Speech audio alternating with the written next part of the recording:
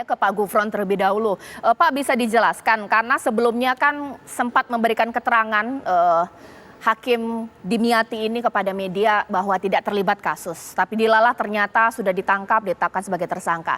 Nah, misteri uang 800 juta ini, uang suap, memang sudah sempat diterima oleh Dimyati atau bagaimana?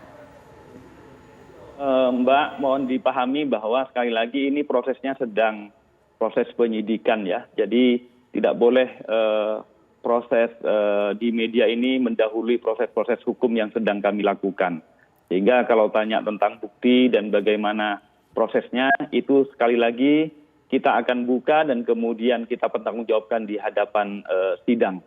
Kalau di proses media seperti ini tentu mari kita bicara sebagaimana telah dibicarakan oleh Pak Gayus, sebagaimana dari sisi Mahkamah Agung, Mas Palmer, dari sisi advokat juga Bang Saur. Mari kita bicara sebaiknya apa yang perlu kita perbaiki ke depan. Kalau tentang materi sekali lagi ini adalah masih materi yang dalam proses penyidikan kami tidak boleh membuka dan juga mohon dihormati proses-proses penyidikan yang sedang kami lakukan di KPK. Saya kira kami tidak akan bisa menjawab hal-hal yang bersifat teknis tentang bukti-bukti ini masih terlalu dini dan juga bisa menjadi bagian dari pengungkapan kerahasiaan kami yang tidak bisa kami buka gitu. Jadi lebih baik mari sebagaimana disampaikan oleh Pak Gayus tadi, bagaimana ruang-ruang tata kelola, bagaimana memutus itu sangat tertutup, hanya di ruang-ruang tertentu sehingga mengakibatkan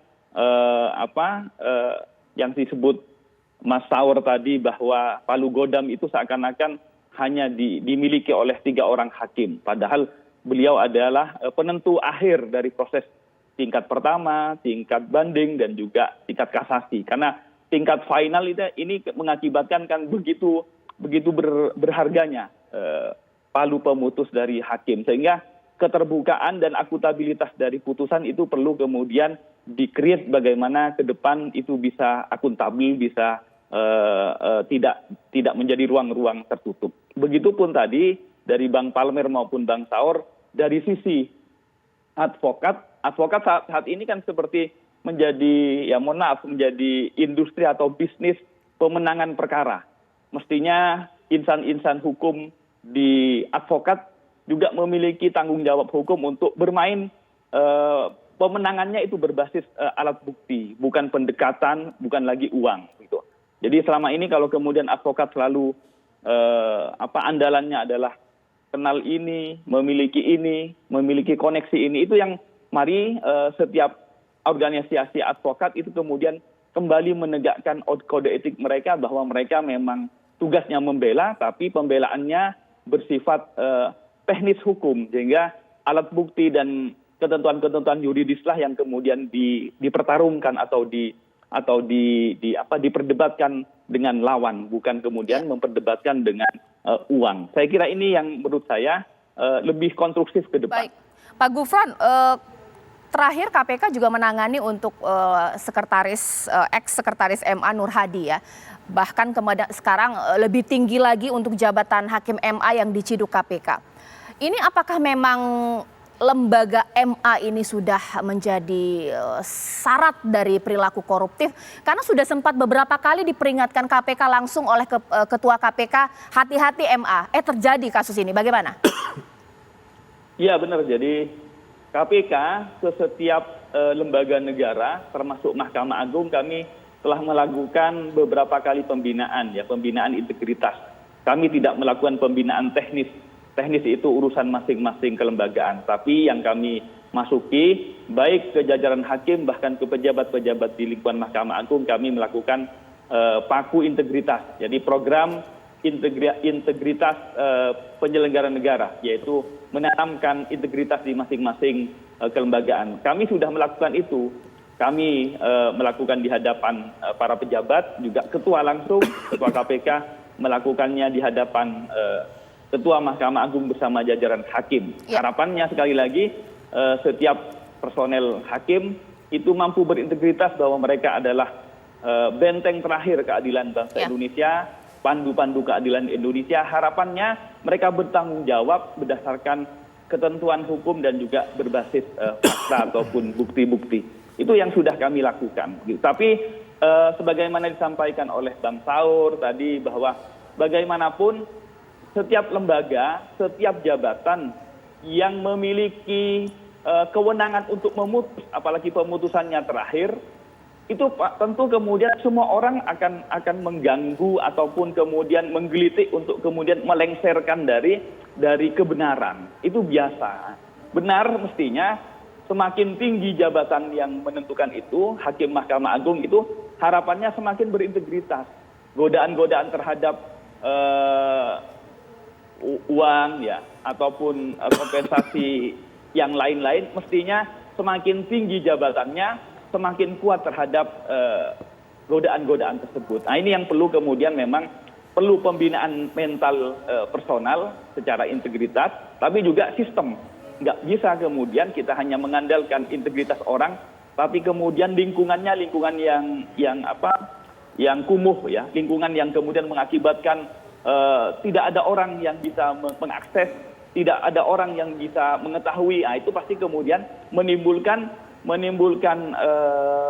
lingkungan yang kumuh lah, sehingga mengakibatkan celah korupsi itu semakin subur begitu. Iya, Pak Gayus, waktu di zamannya Pak Gayus atau mungkin menelisik beberapa kasus terakhir ini, ya memang sesulit itukah menolak godaan suap? Ya hari gini 800 juta, siapa yang nggak mau terima itu? Meskipun Hakim Agung lumayan juga jabatan dengan tunjangan ya bagaimana Prof? Orang mengukur dengan ukuran-ukuran seperti itu. Bagi saya itu ada jadi hati, niat. Nah kan niat itu nggak bisa dicegah, yang bisa dibina. Ini niat. Kalau memang hatinya sudah dibina dengan baik, kelakuannya akan menjadi baik. Tapi kalau pengawasan dari segi manapun, ya tentu orang kalau sudah ada niat nggak takut sama pengawasan apapun. Baik internal, apalagi eksternal, jauh dari ujung, nggak kelihatan itu. Dan apalagi hakim, saya katakan tadi, sidang-sidang yang menentukan itu kan di mahkamah tertutup. Lafalnya sama, ketika mau dimulai kita mengatakan, Ketua Majelis menyebutkan, dibuka dan terbuka untuk umum. Tetapi tidak ada itu kenyataan dibuka untuk umum, orang boleh hadir. Tidak bisa, dan itu saya maklumi. Karena memang kita tidak cukup ruang dan tidak cukup SDM untuk melakukan itu, Hakim Agungnya tidak secukup untuk itu. Tetapi paling tidak ada proses transparansi melalui rekaman. Nah, kasus ini misalnya nanti bagaimana ke depan nanti? Apa yang diperdebati di dalam tadi? Walaupun dengan majelisnya diganti mungkin. Dan kasus ini, itu terekam semua dengan baik. Kalau ada rekaman, saya selalu menggaungkan ini. Kalau mau memperbaiki Mahkamah Agung, dimulai di persidangan yang transparan. Itu maksud saya. Kedua tadi mengenai pembinaan, bukan pengawasan, pembinaan dibina. Jadi apa yang dilakukan keluar dari hatinya yang telah dibina dengan baik. Oke, sekarang saya ke Bang Palmer. Bang Palmer, lagi-lagi ya kalau kita melihat kasus uap yang menyangkut hakim, lagi-lagi panitera yang mungkin bisa dikatakan terlibat dalam rangkaian suap ini. Ini kenapa ya? Apa karena memang paling gampang didekati oleh para advokat yang tadi berperilaku koruptif atau bagaimana? Itu sekarang ya tentu karena dulu bebas pengacara masuk ke ruang hakim, bebas berdiskusi. Saya lah termasuk mengusulkan ke satu badan pengkajian hukum nasional agar dibatasi advokat masuk bertemu dengan hakim. Ya tentu karena sudah memang disumbat, ya lumayan menghalangi, tetapi tidak menjamin tidak terjadi urusan perbuatan tercela seperti menyuap. Yang menjadi perlu perhatian kita bersama ya. Saya setuju dengan tulang saya Saur tadi mengatakan bahwa memang semua pihak yang berperkara itu, para pihak ya jaksa berhadapan dengan pengacara atau polisi atau para penggugat tergugat, semua mereka itu akan membawa kepentingannya masing-masing, memperjuangkan kepentingannya masing-masing, dan dengan mata gelap dia ngomong apa saja, dengan dalil mutar balik apapun dia putar-putar. Tetapi kalau benteng terakhirnya kuat, ya masih ada harapan keadilan tegak gitu kan. Kan yang kita kan mau mencari keadilan. Kan kita juga advokat ini itu mencari keadilan. Nah, kalau sistem itu hanya advokatnya dibersihkan pun tak ada guna, hakimnya dibersihkan pun tak ada guna. Karena nanti hakimnya dibersihkan, tukang godanya datang yang nggak bermasalah. Maka saya tadi lihat sektor advokat. Saya mau coba lihat sektor advokat. Sektor advokat ini adalah yang menjadi agen yang mempunyai potensi yang bisa mempengaruhi. Walaupun seperti saya katakan tadi, tidak ada advokat yang mengusahakan sesuatu kalau tidak atas permintaan kliennya. Jadi di sini letak moral obligasi, di sini letak ofisi nobilenya seorang advokat.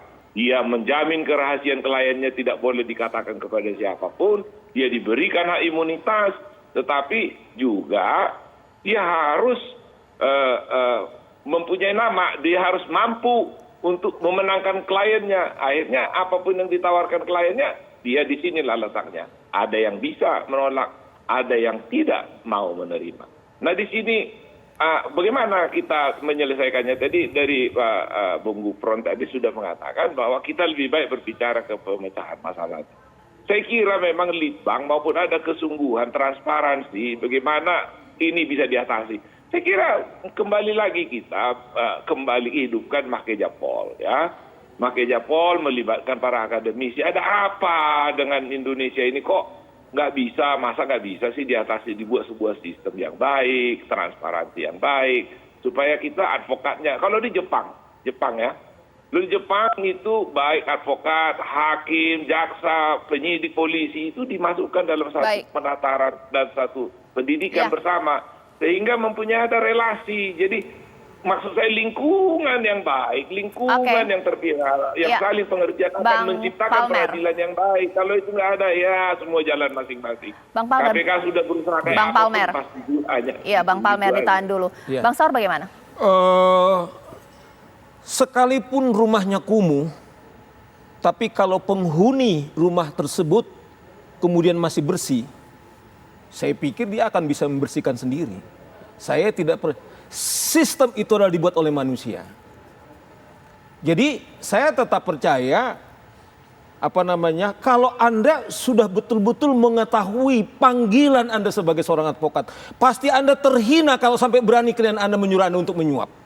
Saya bayangkan, kalau Anda masih punya harga diri sebagai advokat, terus ada klien meminta untuk menyuap, saya pikir Anda harus terhina.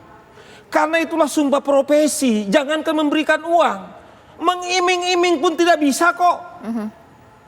Saya sedih ini, saya bilang, lebih di mata saya lebih terhormat seorang begal kalau penegak hukum seperti kami ini atau seperti saya ini, advokat ini, kemudian praktek seperti ini gitu loh. Oleh karena itu sekumuh apapun rumah kita, tapi kalau penegak hukumnya, advokat bagus, jaksanya bagus, polisinya, terakhir hakim, harapan kita masih ada. Nah sekarang seperti apa saya bilang, gaji ditambah misalnya. Kalau seperti ternyata tidak ada korelasi antara gaji besar ternyata dengan korup, berarti mental kita yang rusak gitu loh. Ya. Nah problem kita adalah bagaimana ketika kita sekolah hukum, bahwa kita persis panggilan kita untuk menjadi advokat ini tidak semata-mata cari duit. Tapi ada jauh lebih mulia. Itulah Mbak Caca perlu kita paradigma kita tentang panggilan profesi kita. Tetapi kalau semua diukur dari uang Anda nggak peduli. Ya, toh saya punya pengalaman dulu. Ada teman saya ngajak saya untukin. Tapi dari awal saya bilang, saya ini profesional saya bilang. Apa makna profesional? Bahwa kita terikat kepada janji kita sebagai advokat. Profesional saya, otak saya gunakan, kemudian tenaga saya gunakan, tidak bisa lebih dari situ. Nah oleh karena itu tentu nggak akan berani klien, tetapi karena juga cawe-cawe, kemudian advokatnya juga kemudian membuka peluang, kemudian kita menuduh klien, menurut saya itu bukan tepat. Terakhir bentengnya adalah tetap para penegak hukumnya, advokatnya, jaksanya, polisinya, dan terakhir hakimnya. Tidak ada alasan kita, karena kitalah yang yang melaksanakan hukum itu. Saya selalu bilang, Mbak Caca, rumus-rumus pasal ini hukuman hukuman mati. Tetapi yang menghidupkan itu siapa? Kita penegak hukum. Tetapi kalau dari awal kita tidak punya moral, kemudian kita tutupi dengan jubah hakim kita, dengan jas yang saya pakai ini, ya itu yang saya bilang. Kita bisa berteriak teman kita dimiati, kemudian ditangkap. Tetapi ketika kita dalam sepi melakukan yang sama, kita sebenarnya jauh lebih laknat daripada orang tersebut. Kita ketawa nih. Tetapi hanya karena KPK tidak melihat kita, kemudian kita seperti senang-senang. Baik. Makanya saya kira kesempatan ini, kesempatan bagi kita, kawan-kawan saya khususnya advokat. Tadi Bang Parme sudah sebut tuh, hakim-hakim yang pailit-pailit itu udah terbuka itu. Pak Gufron, demi hormat saya kepada mereka, itu terbuka Pak. Ya, itu tolong difokuskan di situ supaya kami juga tahu diri. Karena apa? Apa artinya kami kemudian mendapatkan sesuatu seperti dibilang Ketua Umum AI itu, ternyata itu kami dapat dari yang tidak hak kami. Baik. Gitu loh. Baik. Itu saya kira. Ya, sesaat lagi saya akan tanya kepada Pak Gufron bahwa dengan tertangkapnya Hakim Dimyati, KPK memberikan warning kepada MA untuk bolehlah lakukan perbaikan dengan melakukan rotasi di tubuh MA agar jangan terbentuk jaringan oknum kasus dalam hal ini. Yang jadi pertanyaannya, apakah jangan-jangan saat ini ada jaringan yang belum terjamah oleh KPK? Sesaat lagi.